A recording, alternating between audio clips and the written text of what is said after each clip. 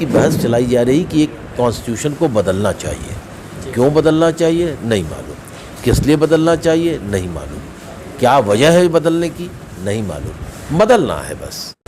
ये मुल्क जितना हिंदुओं का है, उतना मुसलमानों का है, उतना सिखों का है, उतना ईसाइयों का, उतना बौद्धों का, उतना जैनियों का, उतना पारसियों का है। लोग हैं जिम्मेदार, लेकिन इसका मतलब है कि मुल्क ने कोई काम नहीं किया, मुल्क आगे नहीं बढ़ा, सेकुलरिज्म की वजह से मुल्क पीछे हट गया। ये एक गलत सोच है। ये वही सोच है जो लोग आरएसएस की सोच के साथ चलते हैं। इस मुल्क के अंदर ये छोटा मोटा मुल्क नहीं है, न ये लीबिया है, न सीरिया है, न ये सऊदी अरबिया है, न बहरीन है, और न ये पाकिस्तान है, और न इंडोनेशिया है, न बांग्लादेश है, और न नेपाल है। ये 140 करोड़ का मुल्क है। अब ये कहा जाए कि कुछ ही नहीं हुआ माइनॉरिटी के लिए, मैं इससे इत्तेफाक नहीं करता हूँ। ये वो लोग हैं जो लोगों के अंदर बेदारी पैदा करना चाहते हैं, जो मुस्लिम नौजवानों के अंदर ये बताना चाहते हैं कि कुछ है ही नहीं है मुल्क। तो नहीं है तो फिर क्या किया जाए? आप किसके साथ खड़े हैं फिर? और बिना सेकुलरिज्म के इस बड़े मुल्क के अंदर जहाँ 70 जोड़ो 72 गांठें नहीं चलाया जा सकता, जहाँ इतनी जातियाँ, इतने मज़हब हैं, जहाँ मसलब का सवाल है, जहाँ तमाम धर्म के लोग हैं, उसको लेकर चलना है। और जो समझते हैं कि सेकुलरिज्म नहीं ज़रूरत है, वो एक थियोक्रेटिक स्टेट की तरफ बढ़ रहे हैं। क्या सऊदी अरबिया में किसी भगवान की तस्वीर रखने की इजाज़त है? नहीं है। अब इस पर बहस में मत जाइए, वरना बड़ी गहराई में बहस हो जाएगी। मैं सेकुलरिज्म की परिभाषा जानना चाह रहा हूँ। सेकुलरिज्म की परिभाषा वो है जो बिना किसी नहीं कर रहा। वो सवाल कर रहे हैं जो आरएसएस के लोग हैं, वो सवाल कर रहे हैं। मैं एक बात पूछना चाह रहा हूँ, क्यों ये सवाल नहीं उठाया जाए कि दुनिया के तमाम जगह पर बादशाहियत शहनशाहियत ख़त्म हो गई, ये बादशाहियत कब तक चलेगी, ये शहनशाहियत कब तक चलेगी? ये दुनिया, हिंदुस्तान का सेकुलरिज्म सिर्फ एक मुल्क के लिए नहीं है, सारी दुनिया को हम मिसाल देते हैं।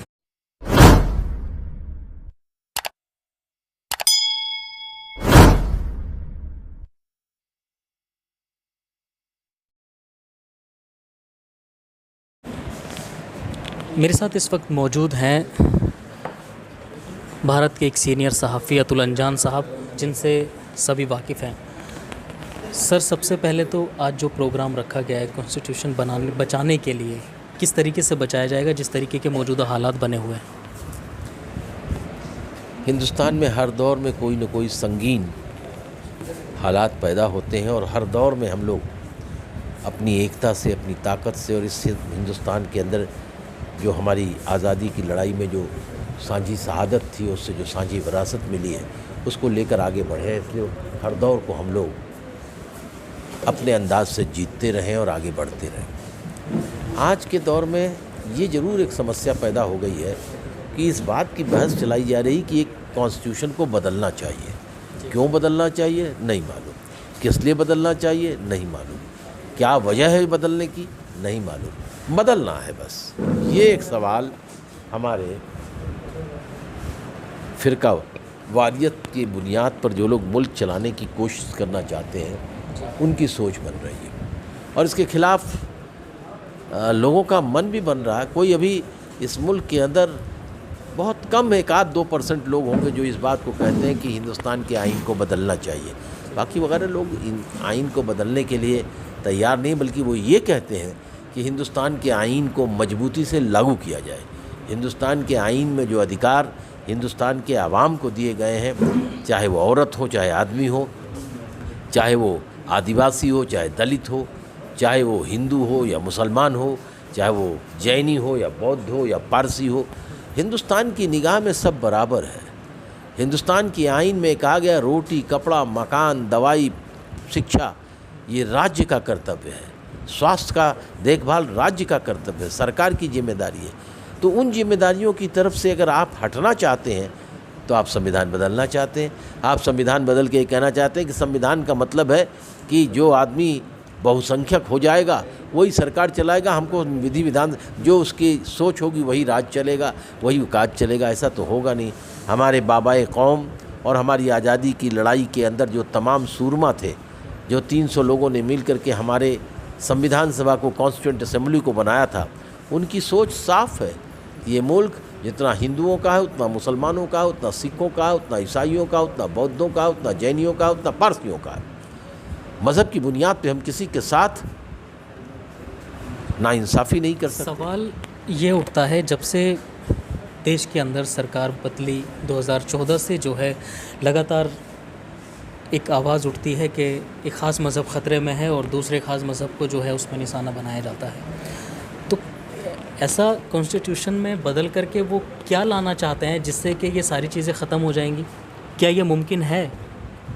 देखिए, मुमकिन तो तब होता है बदलना क्या चाहते हैं? मुमकिन तो तब होता है जब देश की जनता का अधिकांश हिस्सा 60%, 70% उस राह पर चल पड़े। लेकिन खामोशी अगर है तो हुक्मरान अपनी जो सोच है उसको लेकर आगे बढ़ जाते हैं। पाकिस्तान का जो संविधान बना था उसमें तो ये नहीं था कि ये इस्लाम के आधार पर बनेगा। आप आखिरी दौर की जिन्ना साहब की तकरीरों को पढ़िए तो दूसरी बात करते थे। पाकिस्तान को इस्लामिक स्टेट किसने बनाया? पाकिस्तान को इस्लामिक स्टेट बनाया वो मिलिट्री का जो जनरल था जिसने मुल्क पर 11 साल राज किया, जियाउल हक साहब, जियाउल हक ने बनाया। तो जो आदमी हुक्मरान होता है वो अपने हिसाब से, अंदाज से चीज़ों को करता है, लेकिन पाकिस्तान की जनता ने उसका विरोध नहीं किया। वहाँ तो कुछ विरोध होता है तो बड़ी अजीब अजीब तरह की बातों का विरोध होता है। मुझे नहीं लगता कि पाकिस्तान के अंदर कोई जमहूरियत नाम की चीज़ है या वहाँ कोई आइन है। तो अगर आइन होता तो जिस तरह के जुल्म वहाँ की माइनॉरिटीज़ पर हो रहा है कोई बोलता, लेकिन कोई बोलता नहीं। लेकिन हिंदुस्तान में एक आइन है और यहाँ जाकर किसी भी प्रकार की माइनॉरिटीज़ पर कोई जुल्म होता है तो यहाँ अक्सरियत के तमाम लोग उठ खड़े होते हैं और वो सब बोलते हैं कि ये गलत हो रहा है। इसी तरीके से हम समझते हैं कि सेकुलरिज़म एक मिजाज है, एक शौक़ है, एक अंदाज़ हुकूमत है, ये इंसानियत का एक रास्ता है और जो लोग इंसानियत के रास्ते पर नहीं चलते वो सेकुलरिज़म को नहीं समझते और जो सेकुलरिज़म नहीं समझते उनके लिए जमहूरियत का कोई मायने नहीं। एक बड़ा सवाल फिर यहीं से उठता है। सेकुलरिज़म की बात की आपने, पूरा देश जो है अभी 75वीं आज़ादी का जश्न मना रहा है, उसी के उपलक्ष्य में ये आपने प्रोग्राम भी रखा है। जिस तरीके से सेकुलर की बात करते चले आ रहे हैं पिछले 75 सालों से, लेकिन उसके बावजूद भी देश के अंदर माइनॉरिटी के और ख़ास करके एक मुस्लिम की हालत एक सच्चर कमेटी की रिपोर्ट के आधार पर सामने आती है कि दलितों से बदतर हालात हैं। तो इस सियासी पार्टियों को कितना जिम्मेवार मानते हैं? सभी की? कुछ लोग सभी अपने आप को सेकुलर कहते हैं, लोग हैं जिम्मेदार, लेकिन इसका मतलब है कि मुल्क ने कोई काम नहीं किया, मुल्क आगे नहीं बढ़ा, सेकुलरिज़म की वजह से मुल्क पीछे हट गया। ये एक गलत सोच है। ये वही सोच है जो लोग आरएसएस की सोच के साथ चलते हैं। इस मुल्क के अंदर ये छोटा मोटा मुल्क नहीं है, न ये लीबिया है, न सीरिया है, न ये सऊदी अरबिया है, न बहरीन है, और न ये पाकिस्तान है, और न इंडोनेशिया है, न बांग्लादेश है, और न नेपाल है। ये 140 करोड़ का मुल्क है। ऊंच नीच होती रहती है। ऊंच नीच इतने बड़े समाज में जहाँ दौलत का मुनसिफाना तकसीम न हो, ऐसे समाज में ऊंच नीच होगी। इसलिए जब तक दौलत का मुनसिफाना तकसीम नहीं होगा, समाज में ये बेदारी, समाज में ये ऊंच नीच, समाज में ये अफरा तफरी मची रहेगी। इसलिए सियासत के साथ साथ इक्तिसादी सोच के बुनियाद पर हमको चलने की ज़रूरत है। वो कौन सी सियासी सोच है, वो कौन सी इक्तिसादी नियम है और जिसके चलते हम गैर बराबरी को दूर करके बराबरी के रास्ते पर चलें, ये सोचने की ज़रूरत है। आज़ादी की 75वीं सालगिरह के दौर में हमें अपने पुराने सरमाए को भी याद करना है, हमारे 75 साल के सफ़र को भी याद करना है। अब ये कहा जाए कि कुछ ही नहीं हुआ माइनॉरिटी के लिए, मैं इससे इत्तेफाक नहीं करता हूँ। ये वो लोग हैं जो लोगों के अंदर बेदारी पैदा करना चाहते हैं, जो मुस्लिम नौजवानों के अंदर ये बताना चाहते हैं कि कुछ है ही नहीं है मुल्क। तो नहीं है तो फिर क्या किया जाए? आप किसके साथ खड़े हैं? फिर इस तरह की बात सोच करके आप आरएसएस के साथ थे। सवाल यही है कांग्रेस की अगर बात करें देश में, जिसने 70 सालों से जो है, जो शुरू से सेकुलर की बात करती चली आ रही है और अक़लियत की जो है वो आवाज़ उठाती चली आ रही है, और तमाम ऐसी पार्टियां हैं। अगर हम देश में मौजूदा सरकार की हुकूमत की बात करें तो वो एक ख़ास मज़हब की पार्टी है और एक तरफ़ा की वो बात करती है, ऐसा आरोप लगता है। दूसरी तरफ ऑल इंडिया जो मजलिस है वो पार्टी है। ऐसी तमाम ऐसी पार्टियां हैं जो अपने आप को सेकुलर कहती हैं और सिर्फ मुस्लिम वोटों का इस्तेमाल करती हैं। तो आखिर ऐसे में मैं आपसे ये जानना चाह रहा हूँ, सियासी एतबार से आखिर अब इस धोखे से या इस पर्दे के पीछे से इंसान किस तरीके से पहचाने कि आखिर सेकुलर की क्या परिभाषा है? क्या सिर्फ सियासी रोटियां सेकने के लिए सेकुलर लफ्ज़ का इस्तेमाल किया जाता रहेगा आवाम के साथ? मैं ये सब कुछ समझना चाह रहा हूँ। सेकुलरिज्म एक सोच है, और बिना सेकुलरिज्म के इस बड़े मुल्क के अंदर जहाँ 70 जोड़ो 72 गांठें नहीं चलाया जा सकता, जहाँ इतनी जातियाँ इतने मज़हब हैं, जहाँ मसलब का सवाल है, जहाँ तमाम धर्म के लोग हैं, उसको लेकर चलना है। और जो समझते हैं कि सेकुलरिज्म नहीं ज़रूरत है, वो एक थियोक्रेटिक स्टेट की तरफ बढ़ रहे हैं। क्या सऊदी अरबिया में किसी भगवान की तस्वीर रखने की इजाज़त है? नहीं है। हिंदुस्तान में अपने भगवान खुदा सब की इजाज़त है। भारत लोकतांत्रिक देश है। लोकतांत्रिक देश हो या ना दो, आज़ादी है, यहाँ आज़ादी है हर चीज़। नहीं, इस्लाम के अंदर भी बड़ा लोकतंत्र है। अब इस पर बहस में मत जाइए, वरना बड़ी गहराई में बहस हो जाएगी। मैं सेकुलरिज्म की परिभाषा जानना चाह रहा हूँ। सेकुलरिज्म की परिभाषा वो है जो बिना किसी दीन मजहब के और बिना किसी ऊंच नीच के, बिना किसी जात बिरादरी के इंसान को इंसान समझे, और सरकार की तरफ से वो तमाम आदमी औरत में न फ़र्क समझते हुए, गरीब अमीर में न फ़र्क करते हुए सरकार की पॉलिसियों को आवाम के हक़ में ले जाए, वही सेकुलरिज्म है। और सेकुलरिज्म के लिए हम सबको मिल करके एक साथ चलना पड़ेगा। और इसलिए जो दीन में और अपनी मज़हब में यकीन करते हैं वो अपने रास्ते पर खड़े रहें, लेकिन भारत जैसे देश में सेकुलरिज्म रहेगा तो यही समाज आगे बढ़ेगा। ये कह करके भारत की कमजोरी को न गिनाया जाए कि भारत एक सेकुलर स्टेट है, वो सेकुलर नहीं है, ये नहीं कहा जा सकता। वो सेकुलर नहीं तो उनको सेकुलर बनाना पड़ेगा, और हमको सेकुलरिज्म बनाने के लिए वहाँ की ताकतों को मजबूत करना पड़ेगा। मैं ऐसी बात कह रहा हूँ।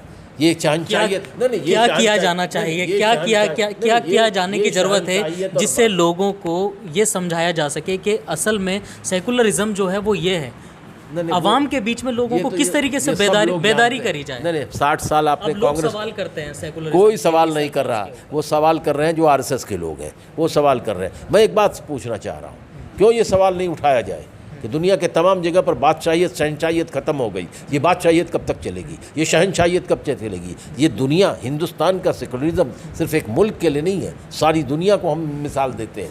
अगर ब्रिटेन का सेकुलरिज्म, ब्रिटेन का डेमोक्रेसी, ब्रिटेन का डेमोक्रेटिक वैल्यूज़ है, और अमेरिका के अंदर ब्रिटेन है, और यूनाइटेड जिसको कह सकते हैं कि तमाम देशों के अंदर जो यूरोपियन यूनियन के वहाँ हैं, तो ऐसी ही जमहूरी तौर तरीके और मुल्कों में क्यों नहीं हो? ये 200 साल तक बादशाहियत और शहनशाहियत कब तक चलती रहेगी?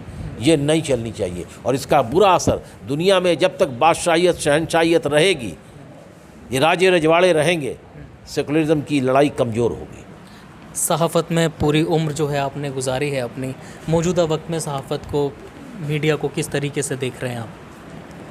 मैं सहाफ़ी नहीं हूँ, मैं तो एक पॉलिटिकल एक्टिविस्ट हूँ, और लिख दिया करता हूँ, वो बात अलग है।